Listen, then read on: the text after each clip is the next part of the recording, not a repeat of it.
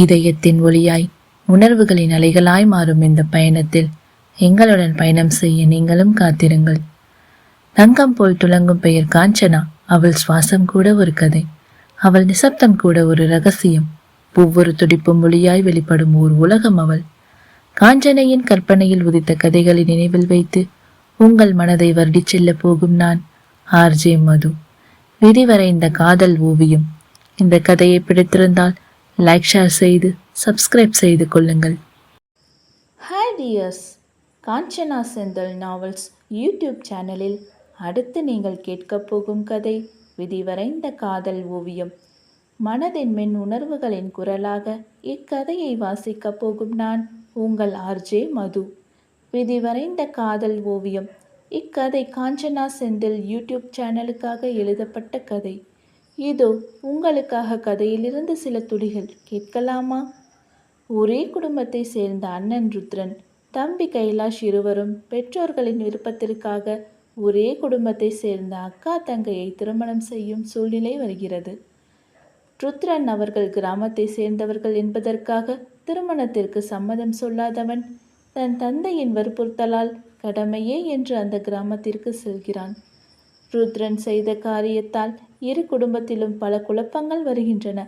பெண்களை பெற்றவர்கள் இந்த திருமணம் நடந்தாக வேண்டுமா என்ற மனநிலைக்கு தள்ளப்படுகின்றனர்.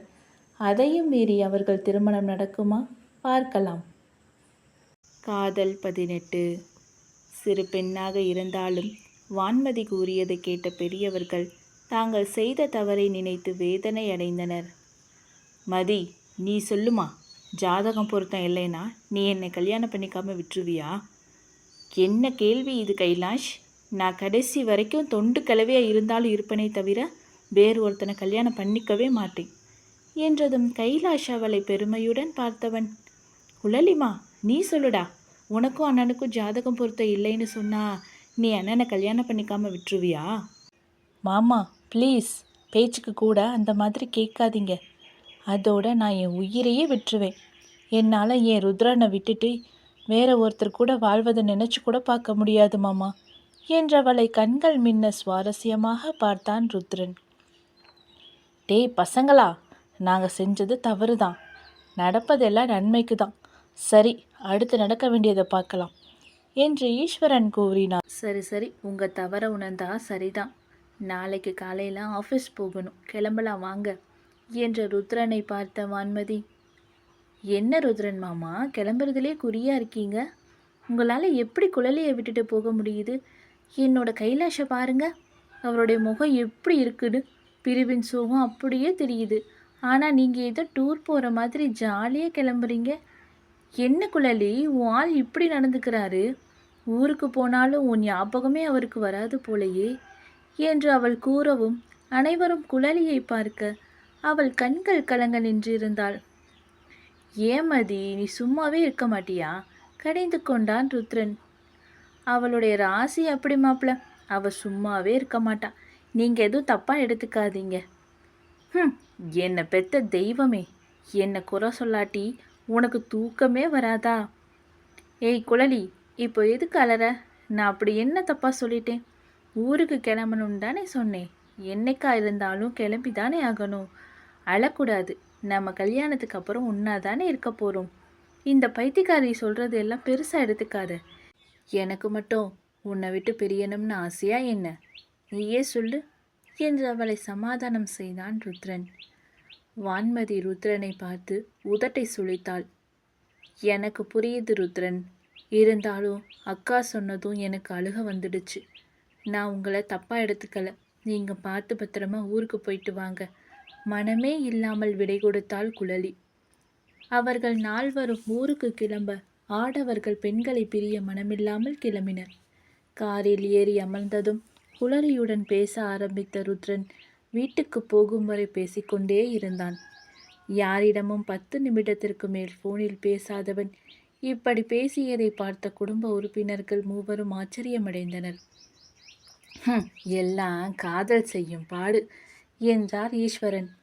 அதை காதில் வாங்கினாலும் வாங்காதவன் போல தன்னவளுடன் பேசிக்கொண்டே வந்தான்.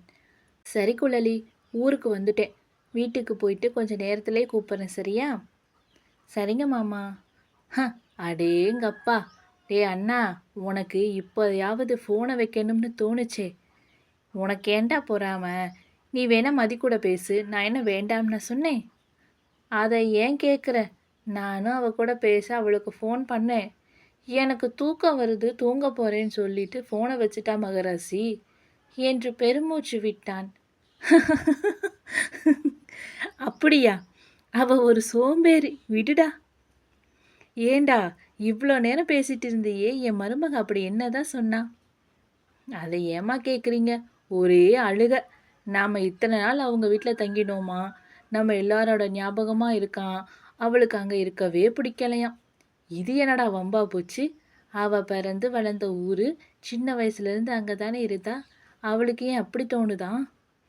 குழலி ரொம்ப பாசக்காரிம்மா. அண்ணன் மீது மட்டும் இல்லை, நம்ம 3 பேர் மீதும் அவள் பாசம் வச்சுட்டா. அதனால் நம்ம பிரிவது கொஞ்சம் கஷ்டமாக இருக்குது. ஆனால் மதி எதையுமே வெளியே காமிக்க மாட்டா. இன்னும் கொஞ்ச நாள் தானே, எல்லாம் சரியாக போகும் என்றான் கைலாஷ். சரிங்கடா, நீங்கள் 4 பேரும் சந்தோஷமாக இருந்தால் எங்களுக்கு அதுவே போதும். நான் சமையல் வேலையை பார்க்குறேன். பார்வதி சமையலறை புகுந்து கொள்ள மீண்டும் குழலிக்கு அழைத்தான் ருத்ரன். சின்னவனே, இவன் என்னடா மறுபடியும் ஃபோன் எடுத்துட்டு போகிறான்? அப்படி என்னதான் செய்ய போகிறான்? விஷயம் என்னவென்று தெரிந்தும் இப்படி கேட்பவரை வேற்று கிரகவாசியைப் போல பார்த்தவன், ஏன்பா, உங்களுக்கு தெரியாதா என்ன? குழலி கூட தான் பேச போகிறான். ஏண்டா, இவ்வளோ நேரம் பேசிட்டு வந்தது எல்லாம் போதாதாம்மா? அவனுக்கு வாயே வலிக்காதாடா? அட விடுங்கப்பா, பேசிட்டு போகட்டும். நானும் என் வாயாடி பொண்டாட்டிக்கு பேசிட்டு வரேன். என்னடா நீயும் போகிற? இத்தனை நாள் நம்ம எல்லாரும் ஒன்றா தான் நாங்கள் இருந்துட்டு வந்தோம். எனக்கும் மனசு ஒரு மாதிரியாக தாண்டா இருக்குது. நீங்களும் என்னை தனியாக விட்டுட்டு போகிறீங்களேடா. பா, நீங்கள் உங்கள் பொண்டாட்டி கூட பேசுங்க, யார் வேண்டாம்னு சொன்னா? ஆமாம், உங்கள் அம்மா அப்படியே பேசிட்டாலும். ஏன்டா நீ வேற? சமைக்கும் போது வந்து தொந்தரவுலாம் பண்ணாதீங்க. காரம் உப்பு கூடுதலாக போச்சுன்னா என்னை கேட்கக்கூடாது அப்படின்னு சொல்லிடுவா. சரி போங்கடா, நானும் கொஞ்சம் நேரம் டிவி பார்க்குறேன். குழலிமா, வீட்டுக்கு வந்துட்டேன்டா. என்னடி அமைதியாக இருக்க? மாமா என்று விசும்பினாள் குழலி. என்னாச்சு குழலி, அலறியா? இவ்வளோ நேரம் நல்லா தானே பேசிகிட்டு இருந்த நீ. கொஞ்ச நேரம் தாண்டி ஃபோனை வச்சேன், அதுக்குள்ளே உனக்கு என்ன தான் ஆச்சு? எனக்கு எனக்கு உங்கள் ஞாபகமாகவே இருக்கு மாமா. அடியே ராசாத்தி, இப்படியே மாமா மாமான்னு உருகாதடி. இப்போது நான் மட்டும் அங்கே நேரில் இருந்தேன்னு வச்சுக்கோயேன், உன்னை அப்படியே கடிச்சு வச்சுருப்பேன். போங்க மாமா, கடிச்சா எனக்கு வலிக்குமே. வலிக்க தாண்டி கடிக்கிறது.